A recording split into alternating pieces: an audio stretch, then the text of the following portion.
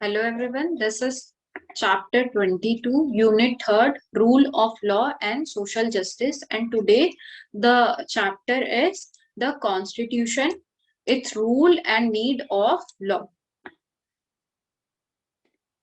Organized social life needs certain rules and regulation. जो भी organized हमारी social life है इसमें हमें जरूरत होती है कुछ rules की और कुछ regulations की. We have to observe certain rules while playing games or even walking or driving on the road. अब हमें कुछ रूल्स फॉलो करने की और ऑब्जर्व करने की जरूरत होती है, भले ही हम कोई गेम खेल रहे हो या हम सड़कों पर चल रहे हो या हम ड्राइव कर रहे हो. We must observe some rule of common behaviour in all our activity similarly. और इसी की तरह हमें कुछ रूल्स अपनी जो डेली लाइफ है, डेली बिहेवियर है हमारी और जो भी एक्टिविटीज हैं उसमें भी अपनाने चाहिए. A country needs a government which is run according to certain set of rules and regulation. और किसी भी कंट्रीज को ऐसी गवर्नमेंट चाहिए जो कि किसी रूल से और रेगुलेशन से चलती हो. Therefore, all the state have their own constitution and system of government. इसीलिए जितनी भी states हैं उनके पास अपना constitution है और system है government का. The meaning of constitution. Constitution की meaning क्या है? A constitution is a body of laws, rules according to which a country is governed. अब कॉन्स्टिट्यूशन वो क्या है? वो एक बॉडी है ऑफ लॉज और रूल्स का जिसके द्वारा किसी भी कंट्री को चलाया जाता है, गवर्न करा जाता है.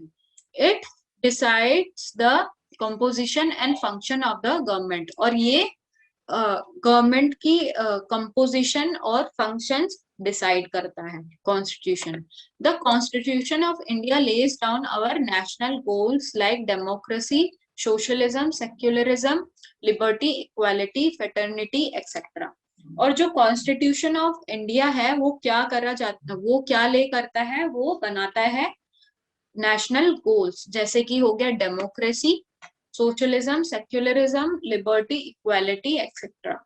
It also lays down the power and function of the government. इसी के साथ ये गवर्नमेंट को ये बताता है कि उनकी क्या पावर है और उनके फंक्शंस क्या है.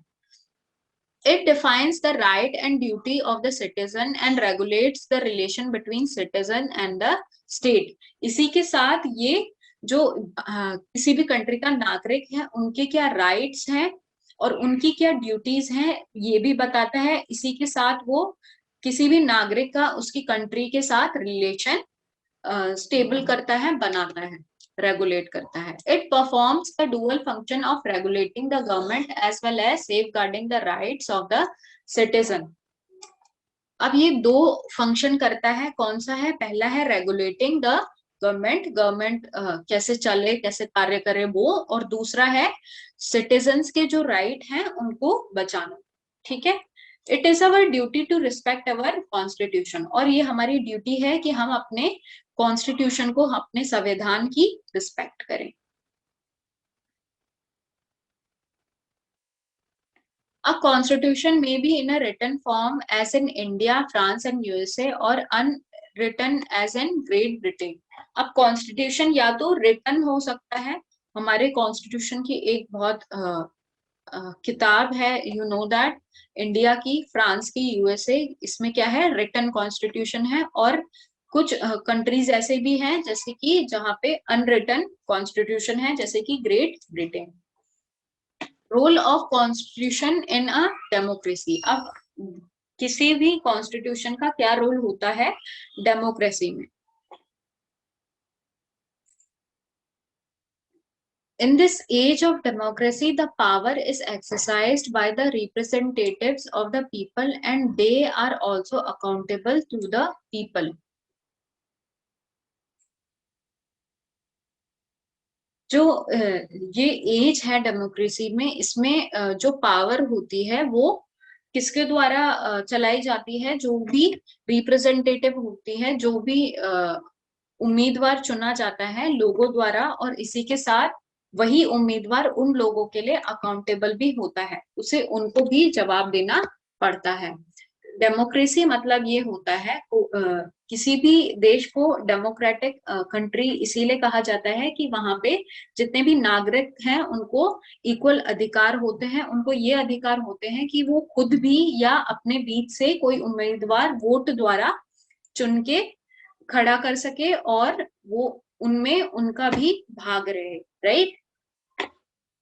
Thus, they cannot be allowed to exercise the power according to their sweet will. और रिप्रेजेंटेटिव जो भी होते हैं उनको इतनी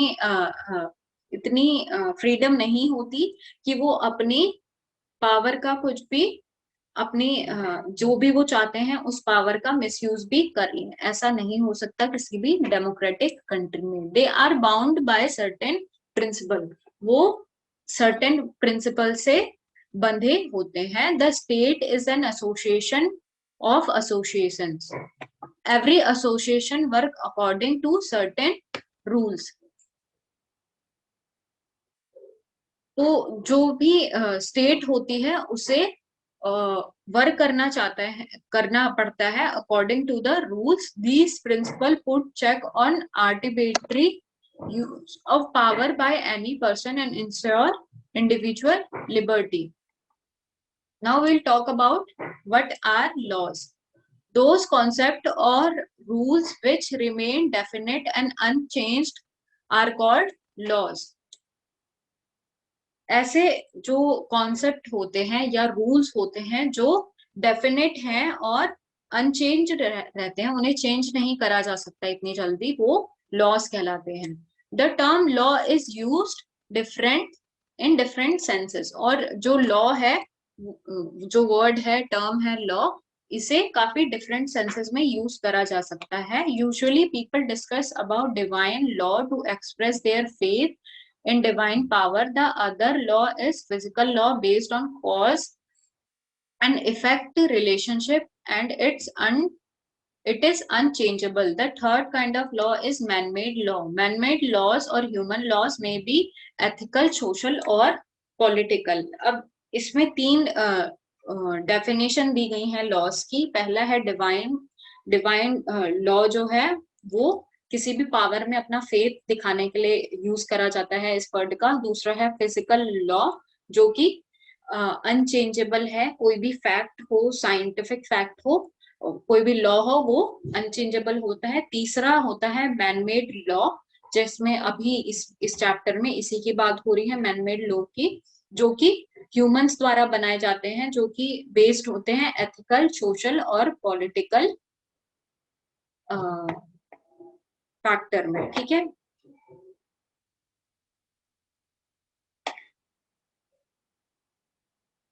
the following characteristic of law can be delineated. Law is an instrument to do thing systematically. अब कुछ following characteristic दिए गए हैं। इसमें जो पहला है वो बोला है लॉ एक इंस्ट्रूमेंट है जिससे हम कोई भी चीज सिस्टमैटिकली कर सकते हैं।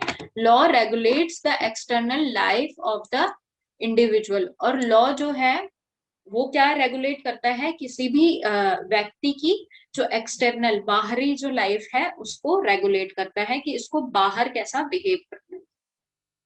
Law is enforced by determinate human authority. और लॉ किसके द्वारा इन्फोर्स करा जाता है, डेटरमिनेट ह्यूमन अथॉरिटी द्वारा। आप इसमें जो पुलिस है उसको ले लो या आर्मी को ले लो, ये सब ऐसी ही अथॉरिटी है जो लॉ को फॉलो करवाती है। इसके बाद state is a sovereign political organization. No rule can take the form of law until it is approved by the state. ठीक है, जो स्टेट होती है वही सबसे ऊपर होती है और कोई भी रूल लॉ की फॉर्म नहीं ले सकता जब तक स्टेट उसको अप्रूव नहीं करती। The need for law. अब हमें क्या जरूरत है लॉ की। No civilized society can lead a peaceful life unless its people abide by rules and regulation. अब कोई भी जो सिविलाइज सोसाइटी है, हम सिविलाइज सोसाइटी में रहते हैं, राइट, तो हम पीसफुल लाइफ को नहीं अटेन कर सकते जब तक लोग किससे बाधित ना हो? रूल से और रेगुलेशन से। अगर रूल्स और रेगुलेशन नहीं होंगे तो क्या होगा? क्राइम बढ़ जाएंगे, लोग अपनी मर्जी का काम कुछ भी कर देंगे, किसी के साथ भी धोखाधड़ी कर सकते हैं, किसी को भी मार सकते हैं। बट हमारे पास क्या है? लॉज है और रेगुलेशन है कि आपको, आपने अगर ऐसा करा, ये गलत काम करा, तो आपको इतनी सजा मिलेगी, राइट? तो इसलिए जो सोसाइटी है वो पीसफुली वर्क कर सकती है लॉस की वजह से। In fact, laws regularize the civic life of the communities. Laws are important for the smooth running of the society and for establishing peace and order in the state. यही जो मैंने बोला कि अगर आपको स्मूथली लाइफ में काम करना है तो लॉस की सोसाइटी में अगर रहना है स्मूथली, तो वो इसके लिए जरूरी है कि लॉस और रेगुलेशंस हो। ठीक है? Customs adopted by society when followed regularity become permanent and take the form of law.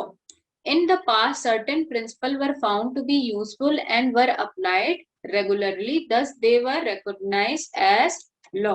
अब इसमें बात करी गई है पास्ट की, जहां पे कुछ जो प्रिंसिपल हैं वो काफी यूजफुल माने जाए और उन्हें रेगुलरली अप्लाई करा जाता था, इसलिए उन्होंने लॉ की शक्ल ले ली। ठीक है?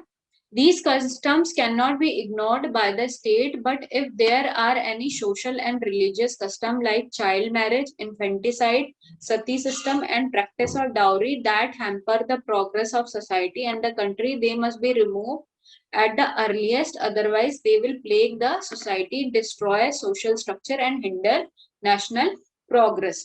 अब हमने बात करी कुछ कस्टम्स की जो कि चले आ रहे थे, जिन्होंने लॉ की शक्ल ले ली। इसी की जगह कुछ सिस्टम ऐसे भी होते हैं जिनको हमें जल्द से जल्दी खत्म करना चाहिए, जैसे कि चाइल्ड मैरिज हो गया, इन्फेंटिसाइड हो गया, सती सिस्टम हो गया और डाउरी, दहेज प्रथा हो गई। इन सब ऐसे भी कस्टम्स हैं जिन्हें हम अब फॉलो नहीं कर सकते और ना ही करना चाहिए, और इन्हें जल्द से जल्द खत्म करना चाहिए, क्योंकि ये हमारी नेशनल प्रोग्रेस को खराब कर सकते हैं। ठीक है? Dowry is banned and punishable in India by Dowry Prohibition Act of 1962. जैसे कि डाउरी अब एक लॉ है जिसके द्वारा क्या कर दिया गया, अब दहेज प्रथा को बैन कर दिया गया, और ये एक्ट डाउरी प्रोहिबिशन एक्ट बनाया गया था 1962 में। Deep rooted ills cannot be removed all at once, but continuous effort and more stringent laws can help to reform the society. अब जो डीप रूटेड जो ऐसी प्रथाएं हैं, जैसे डाउरी सिस्टम हो गया, वो अचानक एकदम से खत्म तो नहीं करा जा सकता, पर अगर हम स्ट्रिक्ट लॉज बनाएं और कड़ी से कड़ी पनिशमेंट दें तो ये हेल्प कर सकता है रिफॉर्म द सोसाइटी। ठीक है? Main ideas of the Indian constitution. Our freedom fighter had to fight long battle in order to free our country from foreign yoke. They fought for certain ideas which they tried to incorporate in our constitution. ठीक है? हमारे जो freedom fighter हैं उन्होंने काफी long battle लड़ा था ताकि हमारी कंट्री क्या हो जाए, जो फॉरेन कंट्री के कब्जे में थी उससे फ्री हो जाए, और उन्होंने कुछ, और वो उनके दिमाग में सर्टेन आइडियल्स थे, कुछ सर्टेन थॉट्स थे जिन्हें वो हमारे कॉन्स्टिट्यूशन में भी इनकॉर्पोरेट करना चाहते थे। A glimpse of these ideals can be read in a preamble of the constitution. The Constitution of India is legal document. It begins with an introduction or a preface called the preamble. The word preamble literally means an introduction to a legal document. अब जो constitution of India है वो एक legal document है, और इसकी जो अगर हम शुरुआत करते हैं, अगर हम पढ़ते हैं कॉन्स्टिट्यूशन को, इसके बुक को, तो इसकी पहले पन्ने में ही इसमें प्रियम्बल लिखा होता है, जिसका मतलब होता है इंट्रोडक्शन है किसी लीगल डॉक्यूमेंट का। इसका मीनिंग ये होता है, right? In fact, the preamble is an introduction as well as a key to our constitution. It lays down basic principle and reflect the ideas which the rulers of a country should always keep in while formulating and implementing national policies. Basically जो preamble है ये एक की है हमारे constitution का, इसको introduction का। और इसमें क्या रिफ्लेक्ट होता है, इसमें वो आइडियल्स रिफ्लेक्ट होते हैं जो हमारी कंट्री के रूलर्स को फॉलो करना चाहिए जब भी वो कोई नेशनल पॉलिसी बनाते हैं और उसे इम्प्लीमेंट करते हैं। ठीक है।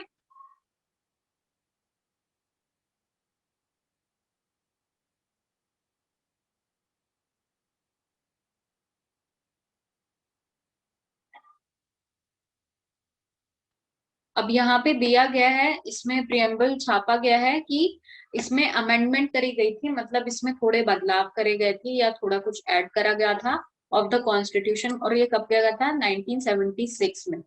ठीक है। We the people of India having solemnly resolved to constitute India into a sovereign, socialist, secular, democratic republic, and we secured to all its citizens justice, social, economic and political liberty of thought expression. अब उसमें ये बताया गया है कि हमारे constitution में justice है, सोशल, इकोनॉमिक और पॉलिटिकल जस्टिस है। इसी के साथ थॉट की लिबर्टी है, एक्सप्रेशन की लिबर्टी है, बिलीफ की लिबर्टी है, फेथ और वर्शिप की लिबर्टी है।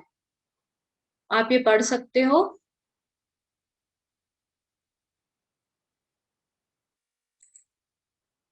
Now we'll talk about the constitution and the laws, their relations.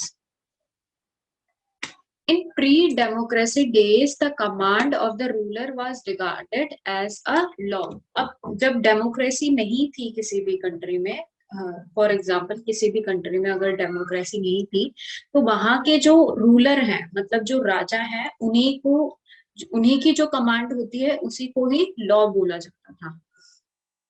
Okay. In the present world, in a democracy, the elected legislatures make laws for the good of the common people। और अब जो present world है, यहाँ पे जो democracy है, इसमें जो इलेक्टेड लीडर्स होते हैं वही लॉज का, जो इलेक्टेड सरकार होती है, इलेक्टेड लीडर्स होते हैं, एडमिनिस्ट्रेशन होती है, वही लॉज बनाती है कॉमन पीपल के लिए, मतलब आम नागरिक के लिए। But in democracy too sometimes certain laws are not approved by all. Some laws might appear unjust from individual point of view. और डेमोक्रेसी में कुछ ऐसे लॉज जो होते हैं वो जो हर कोई एक्सेप्ट नहीं कर पाता, उनके लिए मे बी, कुछ लोगों के लिए, कुछ इंडिविजुअल्स के लिए वो एक अनजस्ट चीज होगी, उनको, इनके लिए वो जस्टिस नहीं हो गया उनके पॉइंट ऑफ व्यू से। Law must be obeyed and we should abide by law. पर हमें लॉ को ओबे करना चाहिए, मानना चाहिए, और लॉ के अंदर रहकर ही, लॉ के दायरे में रहकर ही काम करना चाहिए। How however this does not mean the law should not be opposed because our personal interest is not involved। इसका मतलब ये नहीं है कि हम लॉ को अपोज नहीं कर सकते अगर वो हमारे पर्सनल इंटरेस्ट से इन्वॉल्व नहीं है। If a person feels that a law is harmful to the society, he must oppose it. और अगर किसी व्यक्ति को लगता है कि ये लॉ जो है ये हमारी सोसाइटी के लिए अच्छा नहीं है, तो उसको उसको अपोज करना चाहिए, उसके खिलाफ आवाज उठानी चाहिए। यही डेमोक्रेसी में रहने का एक फायदा है। Laws and dissent. Most laws are good because they aim at the welfare of the people. ज्यादातर जो लॉज होते हैं वो अच्छे होते हैं क्योंकि वो लोगों की भलाई के लिए बनाए जाते हैं। But there are bad laws too. पर कुछ बुरे लॉज भी होते हैं। People oppose such bad laws, so there is always a spirit of dissent underlining a bad law along with the spirit of acceptance in the case of good law। तो अगर कुछ ऐसा बैड लॉ होता है तो वहां पे लोगों की स्पिरिट होती है डिसेंट की, मतलब वो उससे एग्री नहीं करते बैड लॉ के साथ। और अगर गुड लॉ होता है तो वो उसे बहुत जल्दी एक्सेप्ट कर लेते हैं। During the British rule several unjust laws were passed by the government। और इसी के एग्जाम्पल में कुछ लॉज बताए हैं जो कि ब्रिटिश रूल था, तब पास करे गए थे। For example the vernacular press act 1978 tried to put restriction on the vernacular newspapers। तो ऐसे ही एक एग्जाम्पल दिया है। तो वर्नाकुलर प्रेस एक्ट जो बनाया गया था, इसने क्या करा था, इसने सारी प्रिंटिंग में वर्नाकुलर न्यूज़पेपर्स में रोक लगा रही थी कि अब प्रिंट मीडिया नहीं निकलेगा। In 1905 the partition of Bengal was made. In 1930 the unjust salt law was pass. और 1905 में क्या हुआ था, बंगाल का पार्टीशन हुआ था। 1930 में एक सॉल्ट लॉ था जिसमें नमक के ऊपर कर लगा दिया गया था, वो भी पास हुआ था।